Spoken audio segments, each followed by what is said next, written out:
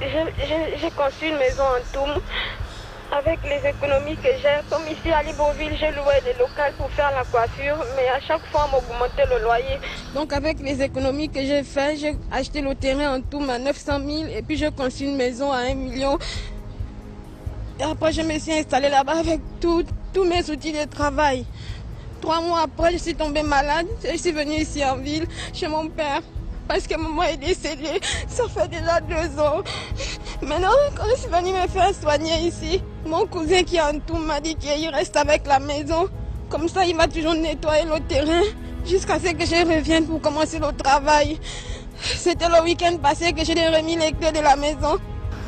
Je suis partie, je suis venue ici en ville.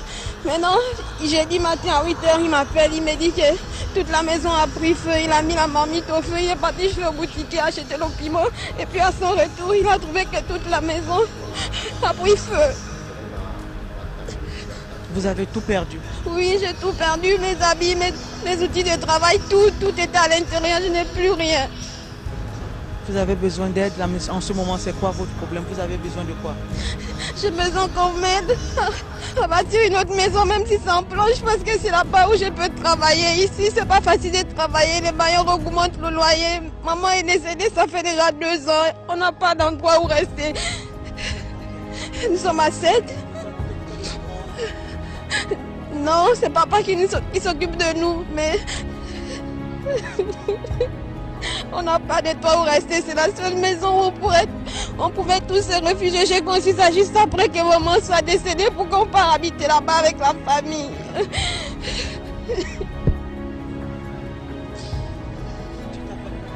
Nyangui Jessica, j'ai 28 ans. Non.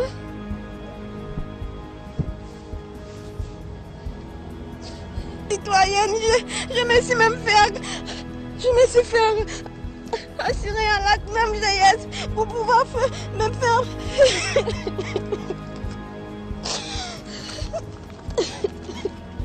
Je me suis fait assurer à l'acte même vieillesse pour pouvoir me assurer ma retraite. Mais depuis que j'ai conçu la maison, toutes mes économies sont finies. Je n'arrive même plus à faire les cotisations depuis. Bonjour à tous. Voilà. Vous venez de découvrir la vie de Jessica. Ayant perdu sa mère trop vite, beaucoup trop tôt, Jessica s'était mise à travailler pour sécuriser sa famille, dont sa petite sœur de 9 ans. Depuis que sa maison est partie en cendres, elle vivote dans Libreville, tantôt chez son père adoptif, tantôt chez l'une de ses tantes, en fonction de l'espace disponible. Grâce à des entreprises de cœur, des âmes bienveillantes, des solutions se sont mises en place pour redonner à cette jeune femme la force de croire que tout est possible dans la vie. Je vous emmène avec moi vivre ces semaines riches en émotions et en amour que nous avons partagé avec cette famille. Suivez-moi.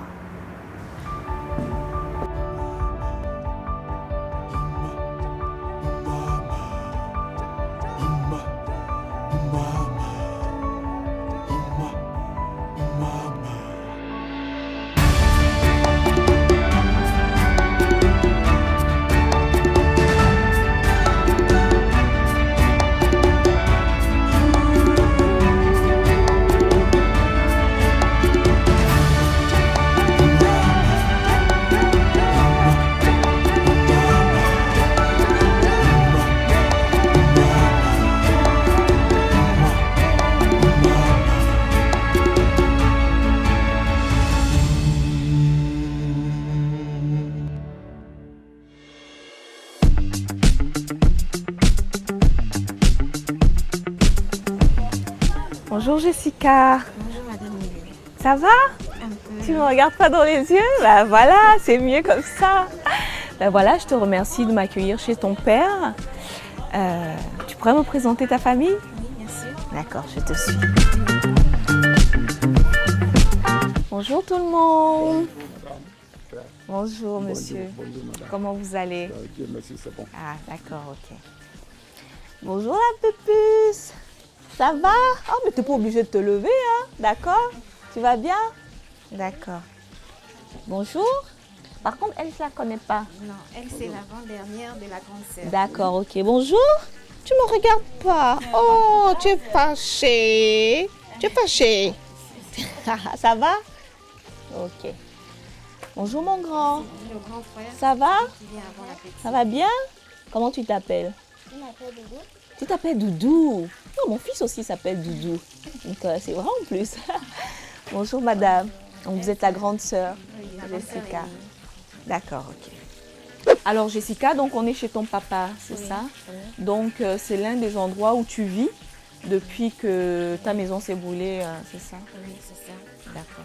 Et vous êtes au nombre de 6 ou vous êtes plus? Nous sommes plus, non, nous sommes 10, mais les autres ne sont pas là. D'accord, ok.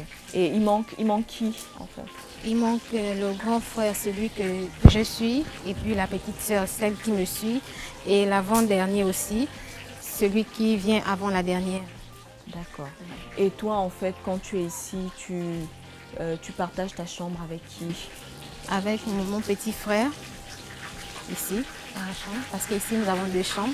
Ici, la première chambre c'est pour papa, Oui. et puis la deuxième chambre c'est pour nous. D'accord. Quand il y a les nièces qui viennent, les neveux, c'est ici, on dort tous. D'accord. Parfois, si nous sommes saturés, on met les matelas ici au salon. Et puis on dort. D'accord. D'accord. Ben voilà, le poulet sont très bons. Je suis tombée malade, je suis venue me faire traiter ici. C'est comme ça mon cousin qui est là-bas, comme il ne va pas à l'école, il fait la chasse et puis le vin de palme aussi. C'est comme ça, il m'a laissé avec l'équipe de la maison, comme ça il va toujours entretenir le terrain jusqu'à ce que je revienne pour commencer à travailler. Donc je lui ai remis l'équipe de la maison. Maintenant, un matin, jeudi matin, je crois une semaine après, il m'a appelé pour me dire que la nuit, il allait chasser, il a attrapé une viande de brousse au piège, donc il est en train de préparer. Pendant qu'il est en train de préparer, il a laissé la marmite au feu. Il est allé à la route pour acheter le piment. Donc à son retour, il a trouvé que toute la maison avait pris feu avec tout ce qu'il y avait à l'intérieur.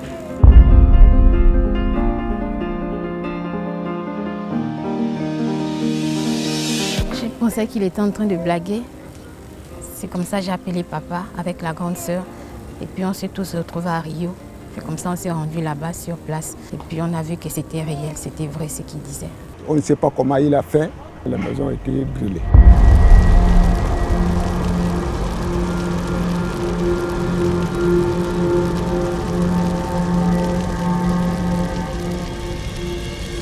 Je n'ai pas arrêté de pleurer.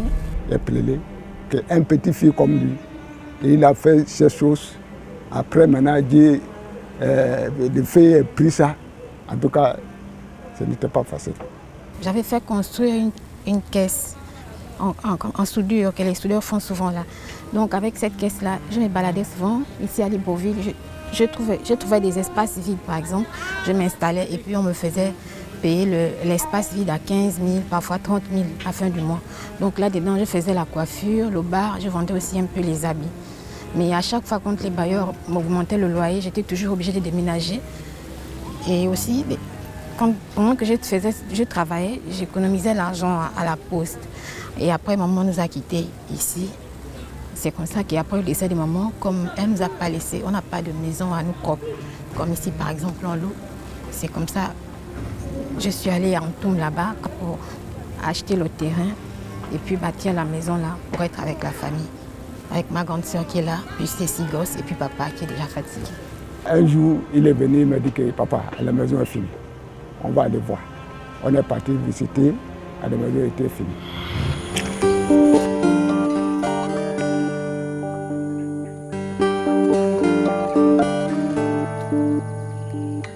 Pour nous rendre compte du travail qu'il y avait à faire, nous avons fait le déplacement donc sur un toum du côté de Meillan avec Jessica.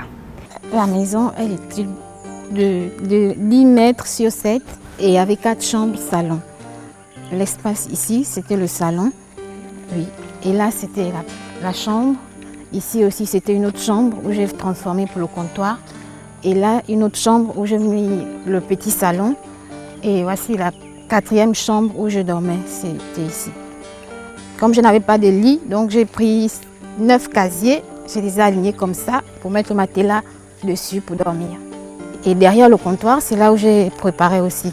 C'est de là où est venu le feu.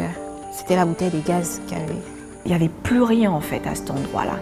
C'est en voyant ça, en voyant Jessica parler à ce moment-là, en définissant sa vie, comment elle était, c'est à ce moment que je me suis vraiment rendu compte de tout ce qu'elle avait perdu, de tout ce qui s'était envolé, de tout ce qui était parti en fumée avec cette maison-là.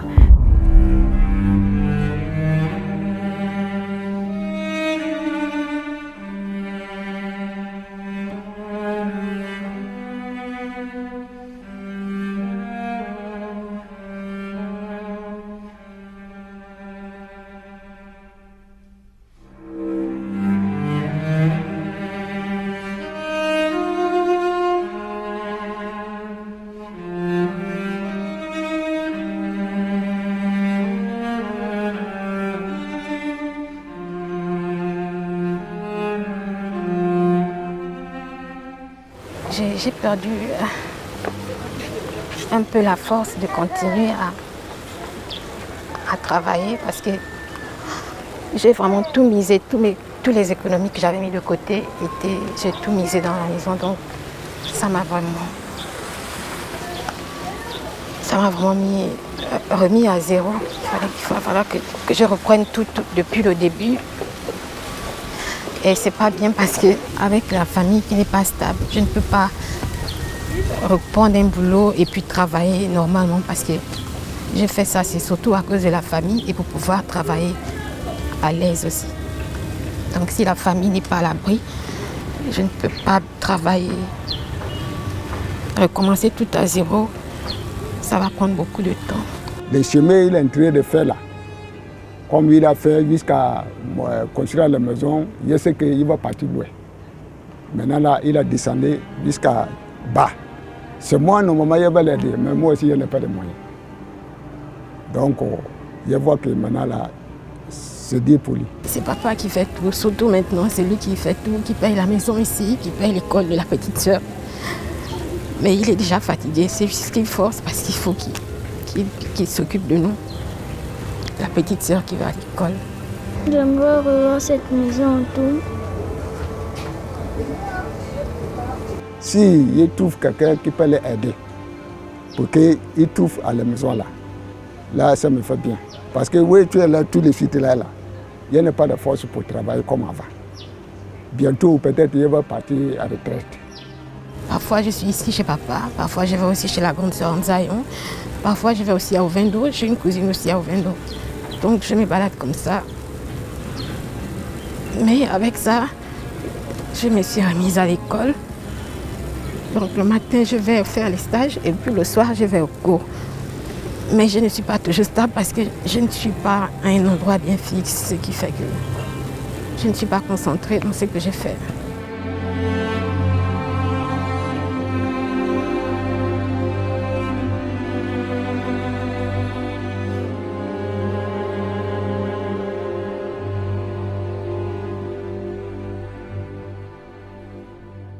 Je travaillais dans une usine où on fabriquait les bonbons lait, où on était payé à 15 000 francs la semaine et puis 60 000 francs le mois à Ovendo. Après, quand la société a fermé, j'ai fait ménagère chez un particulier au 8 là-bas. Et c'est comme ça que papa m'a conseillé qu'il fallait que j'apprenne un métier parce qu'avec le métier, je pouvais travailler n'importe où. C'est comme ça que je suis allée dans un salon de coiffure en Nzayon. J'ai fait 2 ans de formation là-bas pour la coiffure. Après, je me suis installée à mon propre compte. Et c'est comme ça que j'ai commencé à épargner jusqu'à ce que j'ai fait la maison là. Et puis c'est parti en fumée. Donc je veux vraiment recommencer à travailler parce que j'ai tellement de choses que j'ai envie de faire, de réaliser. Mais sans travail, ça, c'est trop dur.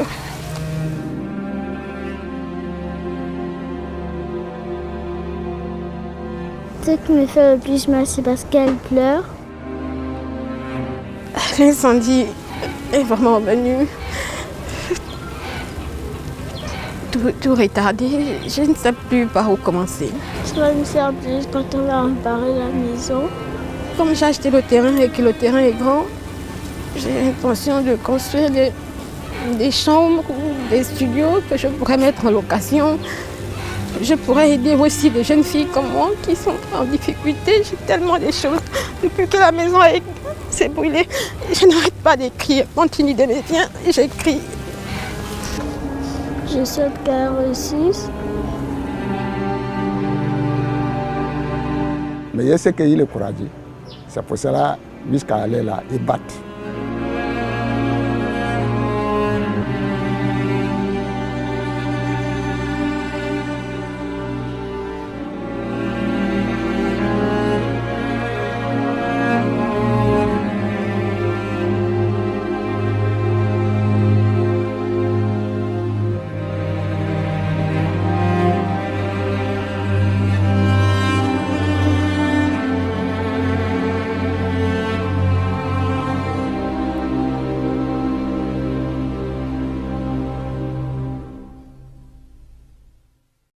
La première étape a donc été de rencontrer un architecte qui allait nous monter donc le projet pour que nous puissions nous rendre compte de la faisabilité du projet. Donc ce travail a été fait en amont avec les équipes de la prod qui étaient chargées de cette partie du travail. Et de l'autre côté, nous sommes allés à la rencontre donc d'un entrepreneur qui allait nous aider à structurer en fait tout ce travail-là. Donc c'est ce que nous avons fait et ça s'est très bien passé.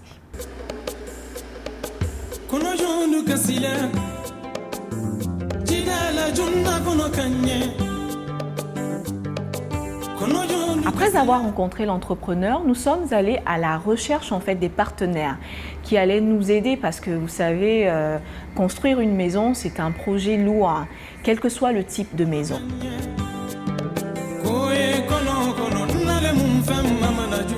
Donc le premier partenaire qui nous a accompagnés, c'est Bricorama. Ils nous ont vraiment aidés dans tout ce qui était peinture, carrelage, plomberie, électricité. Nous avons vu ensemble les besoins, nous avons vu l'accompagnement qui devait être fait sur ce plan-là et nous sommes allés dans leur magasin voir en fait le matériel qui devait être utilisé pour la maison de Jessica. Vous avez le choix de voir comment ça sera présenté les carreaux dans les maisons, dans les cuisines, dans les salles de bain. On essaie de montrer aux clients comment il peut avoir l'aspect de sa cuisine par exemple, avec des tableaux beaux, avec des prix toujours raisonnables.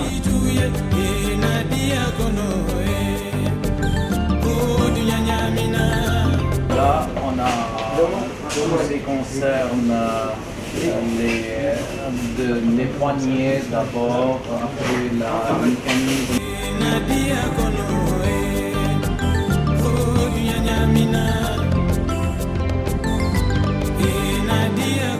On est toujours à côté de vous pour satisfaire les gens qui ont besoin de gens qui peuvent le donner une pousse, quoi. Nous vous remercions beaucoup pour l'accompagnement que vous faites. Avec un grand plaisir. Vraiment pour nos jeunes sœurs compatriotes gabonaises. Et puis, merci beaucoup. Avec un grand plaisir, je vous en prie.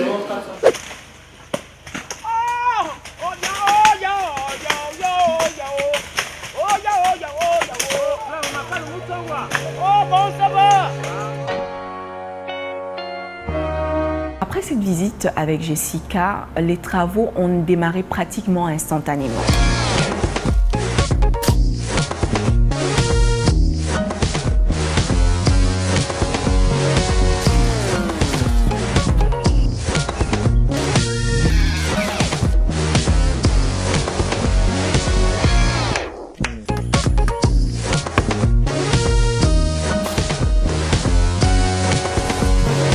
Quand j'ai vu les premiers coups de pelle comme ça m'a donné encore plus de force, de courage et l'amour aussi.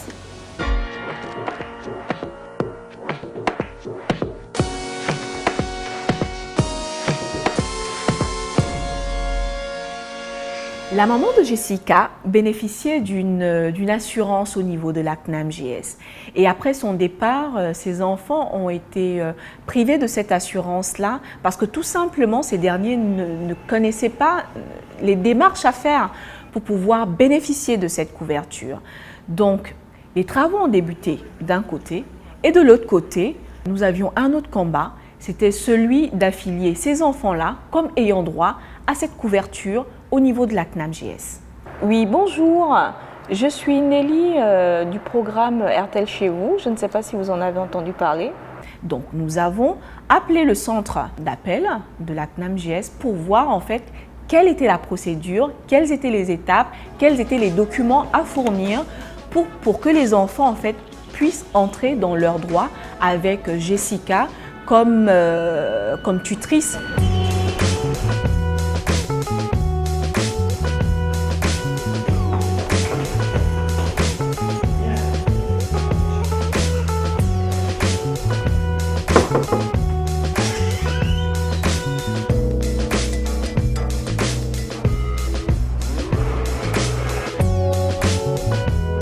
Quand je suis allée à la CNAMGS ce jour-là, c'était surtout pour la petite sœur de 9 ans que maman nous a laissés.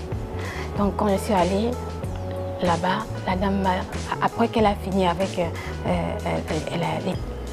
le cas pour lequel j'étais allée pour ma petite sœur, elle a demandé « Et ton petit frère l'avant-dernier ?» parce qu'elle a vu son nom. Maman les avait affiliés deux ensemble. Donc quand elle a cité le nom, tout de suite, je me suis mise à pleurer parce que je pensais au jour où maman était allée pour faire toutes ces choses-là et qu'aujourd'hui, c'est moi qui devrais remplacer maman. Ça m'a fait encore prendre conscience que la vie est pleine de surprises, mais qu'il faut toujours savoir faire le bon choix. Et que même si on fait tout pour vous faire du mal, il faut juste rester vous-même. Après avoir donc constitué l'ensemble des dossiers nécessaires pour affilier Jessica, la CNAMGS a donc validé le fait que Jessica soit désormais considérée comme la tutrice de ses petits frères et de ses petites sœurs. Donc aujourd'hui, ils sont tous sous la couverture de leur maman. Ils vont continuer à en profiter avec Jessica, voilà, qui est considérée comme l'adulte, donc la tutrice en fait de tous ces enfants-là. Donc pour nous, ça a été une première et une vraie victoire. Bien, pour pouvoir retrouver ces droits, il faudrait d'abord avoir une ordonnance de tutelle. Parce qu'avec l'ordonnance de tutelle, nous transférons tous les ayants droit du défunt ou de la défunte vers leur tuteur. Et il nous faut absolument avoir l'ordonnance de tutelle, les cartes des ayants droit et la carte du tuteur.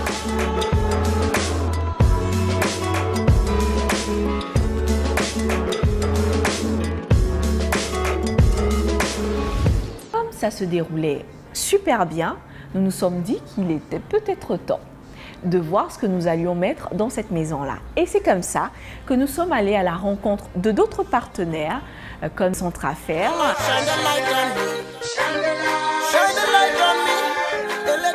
C'était une autre forme de shopping. Nous avons choisi des meubles. Nous avons vu en fait c'était quoi le nécessaire qu'elle devait avoir.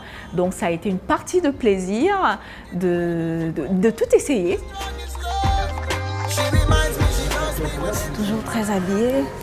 Ouais. C'est agréable ça.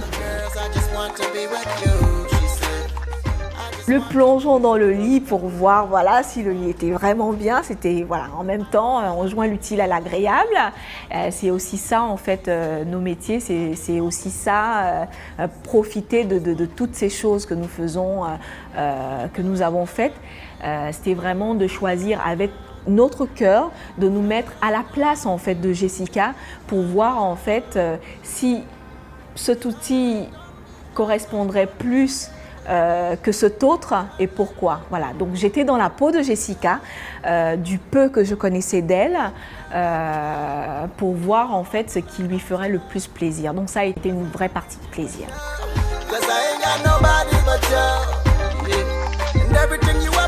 Je suis repartie vers nos partenaires, donc Cedicom, qui a eu vraiment l'élan du cœur de tout offrir.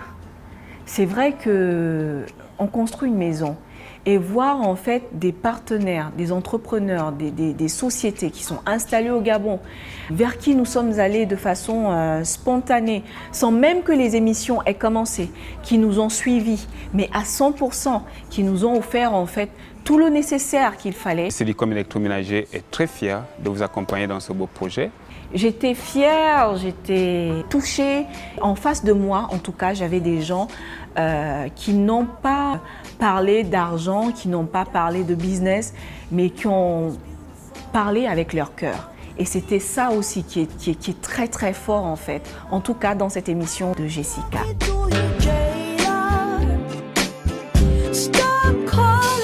Donc nous sommes allés à Cedicom, nous avons vu la panoplie d'articles qui étaient disponibles. Nous avons des frigos, des gazinières, enfin bref, l'électroménager était là. Nous avons choisi tout ce dont nous avions besoin.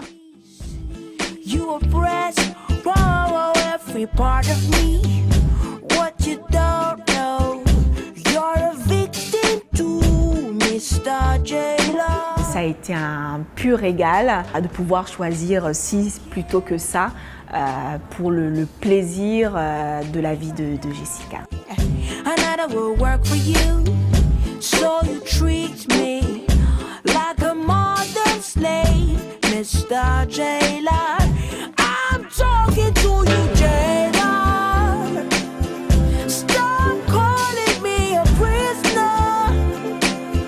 Après ma journée shopping, nous sommes repartis au chantier, voir comment les choses se déroulaient. Ça se passait bien, les travailleurs avançaient. C'est vrai que nous étions face à certaines difficultés, mais c'est une maison qu'on construit. Et sur un chantier de maison, il y a toujours des difficultés. Donc nous n'y avons pas échappé, mais nous avons tenu bon. Nous étions concentrés, nous étions volontaires, nous étions passionnés.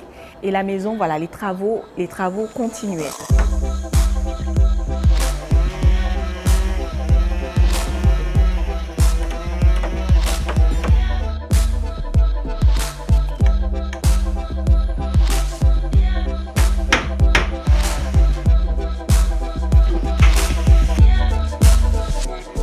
Et là, on arrive à la toiture.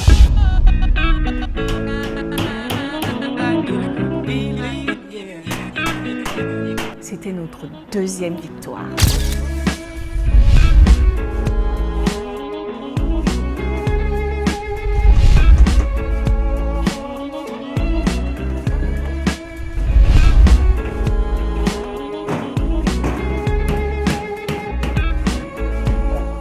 Et quand j'ai vu cela, j'ai vu les ouvriers ensuite qui étaient en train de finaliser l'intérieur de la maison, poser les carreaux, mettre la peinture.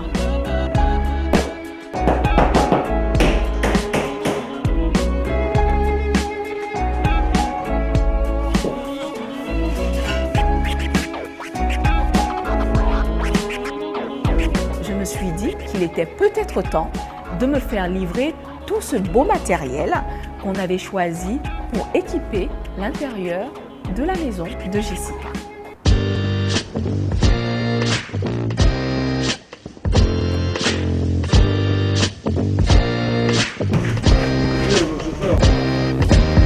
Nous avons fini les courses de Jessica, direction Touma.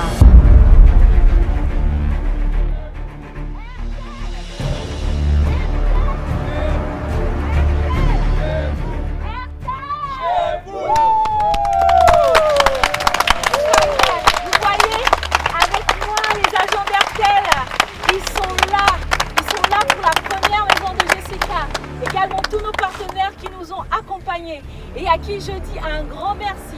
Le gros œuvre est prêt. Nous avons donc le matériel qui est là.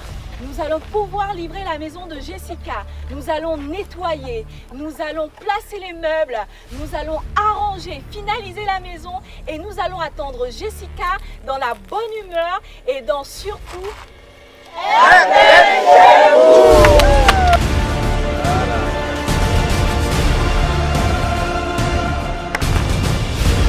quand elle a vu sa maison, c'était un gros wow. C'était grandiose, c'était... J'étais content dans mon cœur. J'ai jamais ressenti ça. Quelquefois, tu te dis peut-être tu es trop gentil, il faut peut-être changer. Mais je n'arrive pas, parce que c'est pas moi. J'ai quelquefois voulu essayer de changer, mais ça n'a jamais marché. Parce que c'est pas ce que je suis, c'est pas ce que je veux.